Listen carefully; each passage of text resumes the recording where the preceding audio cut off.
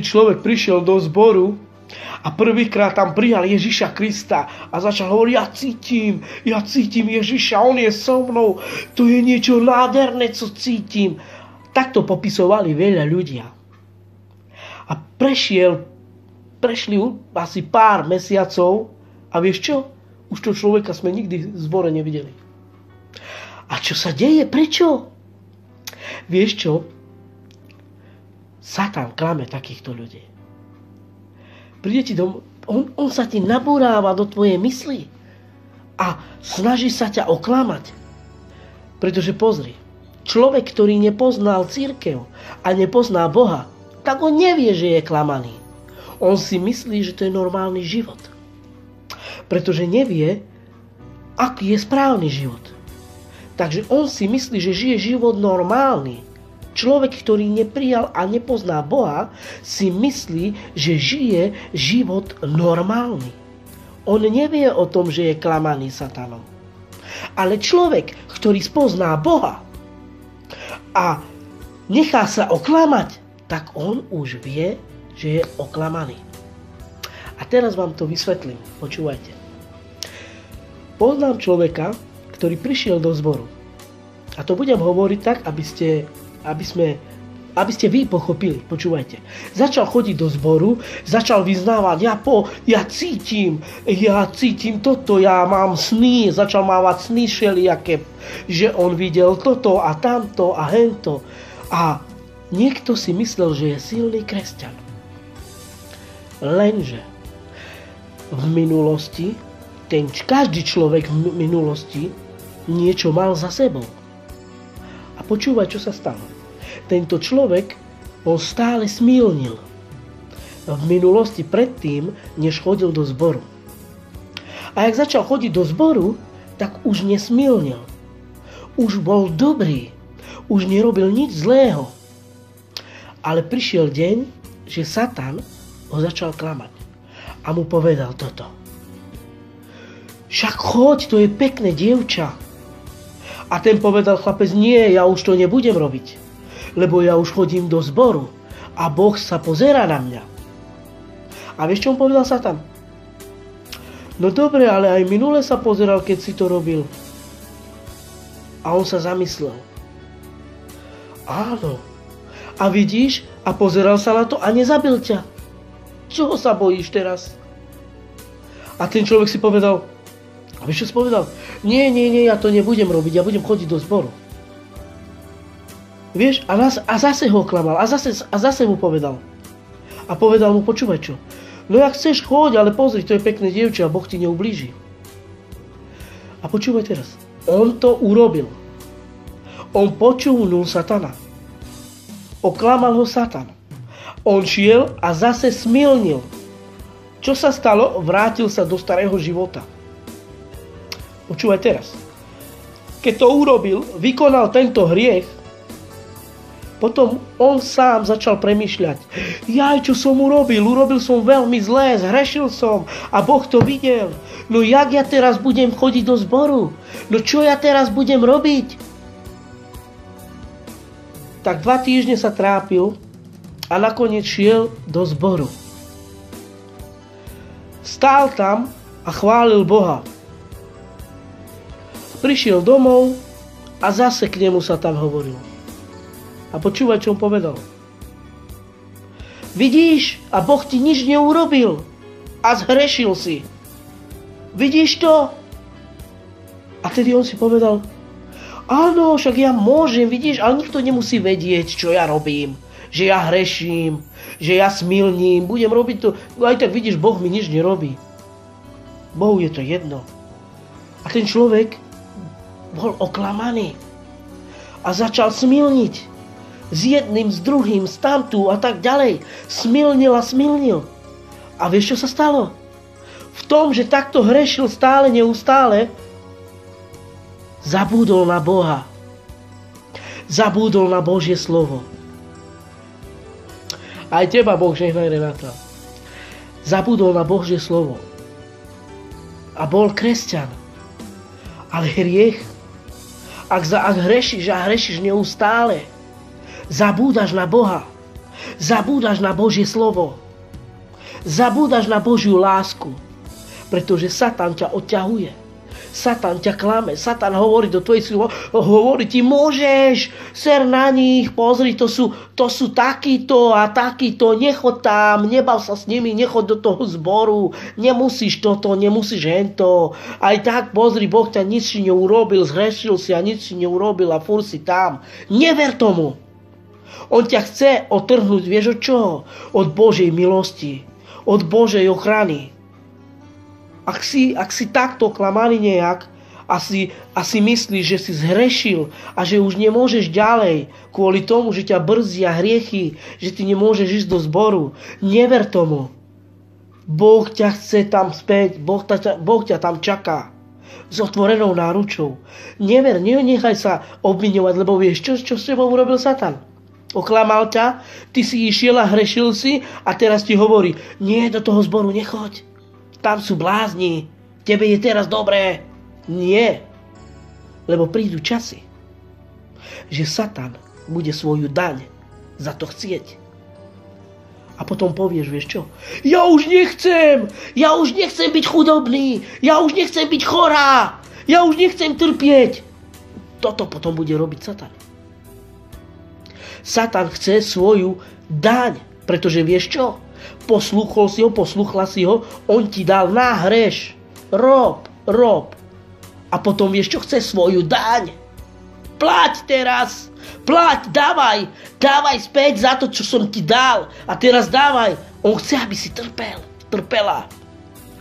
On chce, aby ťa zničil, aby si plakala. Ja už nechcem, daj mi pokoj. Toto on chce. Túto daň on chce späť. Prestaň, nenechávaj sa klamať. Ak si bol kresťanom niekedy, si chodil vo zbore, počkaj, ja vrátim späť túto, čo som povedal, chcem to napraviť. Ak si chodil do zboru, pretože keď si kresťanom, tak si kresťanom už na veky. Ak si chodil do zboru a teraz už nechodíš, nechám sa tam ísť. Postav sa tam. Pretože vieš čo? Keď sa tam postavíš, ukazuje Satanovi, že už nemá moc. Pretože určití ľudia Satanovi dali moc. V ich živote. Vieš akú? Že ho poslúchli a začali hrešiť. Že nechali sa oklamať a začali hrešiť. Tak dali mu moc vo svojom živote. Dali mu moc a teraz ti hovorím, sa dostaň z tejto situácii von. Dostaň sa z tejto situácii von, pretože on nemá žiadnu moc. Nenechávaj sa klamať. Nenechávaj klamať svoj život. Ak si chudobný, máš problémy, ak si chorý, ak určité veci máš a nemôžeš to vyriešiť. Už stop, povedz si stop. Tento rok stop. Idem ďalej. Budem bohatý, bohatá, budem požehnaný, požehnaná, budem žiť dobrý život. Stop. Nenechaj sa klamať Satanovi, že ti bude nahovárať, ty si nedostatočná, ty si nie toto, ty si hento, ty musíš trpieť, ty musíš toto, ty musíš tam. Nie. Počúvaj, je jeden vec. Znamená, braček, sestra. Naozaj pozri, ak niekedy si niečo ty urobil, ak si zhrešil a bojí sa teraz prísť do zboru, tam ti píše slovo. Nie ja hovorím. 1. Janová 2.1 si prečítaj. Ak si zhrešil, máš tam ochrancu Ježiša Krista, tak popros o odpuštenie a príď do zboru späť. Choď, pretože len Boh ťa môže zachrániť. Len Boh. Nikto iný. Pozri, mne môžete nadávať, hovoriť, čo chcete. Ja som človek. Ale pozri sa, kto to píše. A čo píše? Všade sa hovorí. Choď. Ježiš hovorí, počúvaj, čo hovorí Ježiš. Choď a nehreš. Choď a viac nehreš. Choď a nehreš. Prečo to hovorí? Keby povedal rob a hreš, to je niečo iné. Ale hovorí, nehreš. Prečo to hovorí? Pretože hriech zabíja ľudí. Ale vieš čo, niekto povie, ale jak môže zabíjať hriech ľudí? Čo toto znamená? Hriech ťa zabíja. Keď smilníš, tak môžeš dostať syfilis, môžeš dostať AIDS, alebo môže ťa dobiť nejaký manžel. Môže ťa zabiť. Ak droguješ, fetuješ, tak ťa zabíja. Tak to je tiež hriech, zabíja sa. Všetko, čo je hriech, môže ťa to zabiť, braček, sestra. Prestaň s tým. Boh hovorí, poď za mnou. Poď za mnou a ja ťa požehnám. Boh hovorí, poď za mnou a ja ťa požehnám. Nie je lepšie byť požehnaný, než byť mŕtvý? Čo je lepšie? Braček, sestra, ak si bol oklamaný satanom a prestal si chodiť do zboru, prestal si rozprávať s Bohom, daj si stop a povedz, vyhlás, ber ruky odo mňa preč. Na mňa nemáš žiadne právo. Ja patrím Ježišovi Kristovi. Toto prehlasuj. A navráť sa späť k Bohu, pretože hriech ťa odťahuje. Odťahuje ťa od Božej lásky. Hriech, ktorý človek činí, robí vo svojom živote, vzdialuje ťa od Boha. Vzdialuje ťa od dobrej, správnej veci. Vzdialuje ťa od požehnania. Od správneho života ťa vzdialuje, od radosti. A vieš, kde ťa ťahá? Hriech dole do zemi ťa tlačí. Dole a dole a dole. Do nemocnice, do chudoby. Všade proste do zla. Hriech toto robí. Ale Boh ťa tlačí do života, do radosti. Boh ťa tlačí do správneho života. Pozri. Ak si prestal chodiť do zboru len pre svoje chyby, že si bol oklamaný, nehľadaj problémy na ľudí, že oni sú tam zlí v tom zbore, že ty tam preto nejdeš. Nerob to, braček, sestra. Vieš prečo? Potom by si, predstav si, že povieš, Bože, ja do toho zboru nejdem, lebo sú tam oni. Ich daj von a ja tam pôjdem. Je to správne? Je to správne? Naozaj, keby si povedal, tí ľudia, čo sú tam už 2 roky, alebo 3 roky, alebo chodia stále, tak kto je ten dobrý? Tí, čo si tam bol len 4-krát, alebo tí, ktorí sú tam už 2 roky, alebo 5 roky? Povedz si teraz, kto je ten dobrý v zbore? Keď tam chodia už ľudia, dajme tomu niektorí 5 rokov, niektorí 3 roky, niektorí 4 roky, a ty tam prídeš 3-krát a už vieš od nich všetko. Sám si povedz. Kto ide dobre? Prečo tí ľudia stále sú v zbore? Prečo tí ľudia stále zvíhajú ruky? Tí chudáci tam, tí chorí ľudia, ktorí spoznali Boha. Prečo sú stále tam? Prečo stále zvíhajú ruky? Prečo? Toto vás nikdy možno nenapadlo. Pretože vieš prečo? Oni boli prvýkrát chudobní. Oni boli prvýkrát chorí. Pre nich nikto nemal úctu k ním. Ale pozri, odkedy sú kresťania, sú hrdí ľudia. A postavia sa a vieš, komu zvíhajú ruky? Bohu. Bohu sa klania. Tých ľudí, ktorých vy vysmievate. Vieš čo? Ja vám hovorím.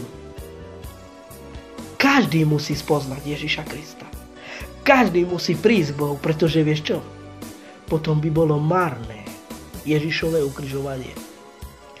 A toto musí prísť ku každému. Toto evanjelium musí prísť ku každému. Musí sa to stať. Aj keď ty nadávaš. Aj keď ty hovoríš na tých ľudí, že vyberajú desiatky. Že toto, oni sú takí, oni sú takíto. Ja ti hovorím, nič nerobia, iba to, čo Boh povedal, že budú robiť. Ak ti to vadí, ty si tam bol len 3-krát v tom zbore a možno len raz a niektorí tam vôbec neboli, ale vedia o nich všetko. Zaujímavé, že? Ja ti chcem povedať, naozaj, pozri, si človek a ja som človek. Každý má problém nejaký vo živote určite. Každý chce niečo riešiť a nedá sa. Ale keď nastúpiš do Božej milosti a budeš tam stáť, nie je nič, čo by v tvojom živote Boh nevyriešil. Nie je nič. Všetko Boh dokáže. Málo kto nekresťania, pozor, nekresťania si o tom hovoria, že to je rozprávka. Ale kresťan vie, že to je pravda. Ľudia hovoria o tom, vo svete ľudia, ktorí hrešia, je to pre nich ako moc, korisť.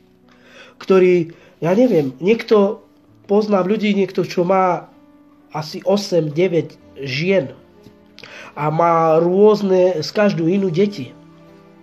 A ten človek si myslí, že je nejaký frajer, že proste zvláda, ja neviem čo.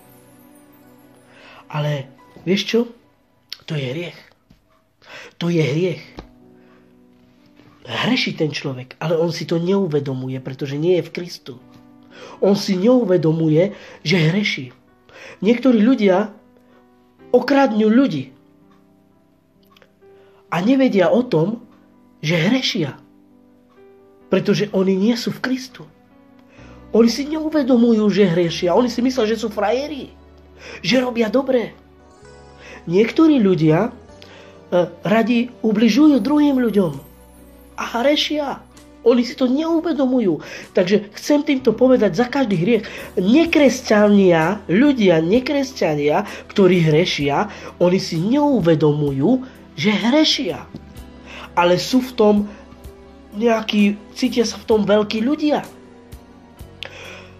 Chcú byť mafiáni, chcú byť toto, hento. Ale oni si neuvedomujú, že to je zlé, že to je Satan s nimi manipuluje. Že Satan s nimi manipuluje, že proste používa si ich k vecom, ktoré on chce. Oni si to neuvedomujú. Takže počúvaj, čo si myslíš, že dobre je vraždiť? Alebo dobre je klamať ľudí, ktorí možno oklameš ich o peniaze a má deti, alebo má nejaké dlhy a ty mu zoberieš peniaze, alebo rozumieš? Dobre je, myslíš si, že dobre je hrešiť? Nie je to dobré. Naozaj, nie je dobre ubližovať, nie je dobre smilniť, nie je dobre nič, pretože vieš čo? Potom budeš za tým pikať. Lebo zákon, počúvaj, zákon je takýto. Čo zasadíš, to budeš siať. To budeš zase oberať. Ja som bol som u určitých ľudí a videl som. Plačú, prosím, už nechcem. Už to nechcem, pomôž mi s tým. Plačú. Chcejú pomôcť. Vieš, čo to je? Satan rád chce, on ťa nezastaví, on rád ťa reže a ty budeš kričať. A ty už nechceš, dosť. On nie, on bude stále rezať. On ťa neľutuje, ty rozumieš? On ťa neľutuje. Boh ťa ľutuje. A preto Boh ti dal milosť. Preto Boh hovorí, poď za mnou a zabudnem na všetko. Nikdy ti nespomeniem tvoj hriech. Poď a požehnám ťa ešte. Nedáva to logiku? Ľudia, zanechajte ten svet, tieto svetské veci. Čo je viac? Peniaze alebo život? Takto hovorili zbojníci, že? Peniaze alebo život? No čo si vyberieš, bráček, sestra? Sú takí ľudia, že povedia, ja chcem peniaze aj život. Alebo sú takí ľudia, ja chcem peniaze, život a kariéru. Dobre. Dobre to chcieť. Ale vieš čo? Máš tu na výber. Môžeš mať život, môžeš byť požehnaný v každej oblasti a môžeš, vieš čo? Môžeš byť aj veľmi, veľmi, veľmi šťastný človek.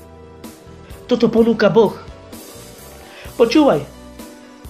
Ježiša na púšti Satan zobral na výšku a povedal mu: toto všetko ti dám. Budeš kráľom na tejto zemi, budeš panovať nad všetkým, keď sa mi pokloníš. Toto povedal. Čo povieš ty? Keby teraz tebe Satan povedal: dám ti 1 000 000 všetkého zlata, pokloň sa. Vieš čo? Väčšinou ľudia zo sveta by mu boskali aj nohy.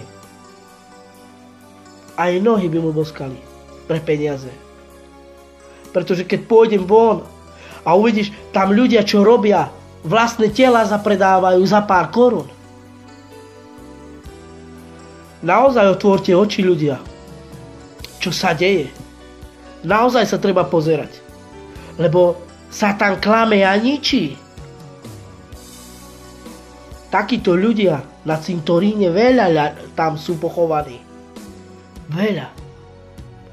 Ale dnes v roku 2019, v začiatku roku, začni premýšľať o tom, že Boh je a chce, aby proste si začal žiť život, ktorý Boh ti ponúka. Prestaň, nenechaj sa už klamať. Vyznávaj nad svojim životom. Vieš, čo vyznávaj? Ak si kresťan, ak si prijal Ježiša Krista, tak povedz: Satan, daj ruky odo mňa preč.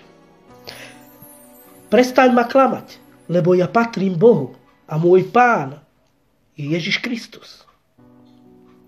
Takto prehlasuj nad svojim životom. Pretože ak patríš Ježišovi, Ježiš sa za teba prizná.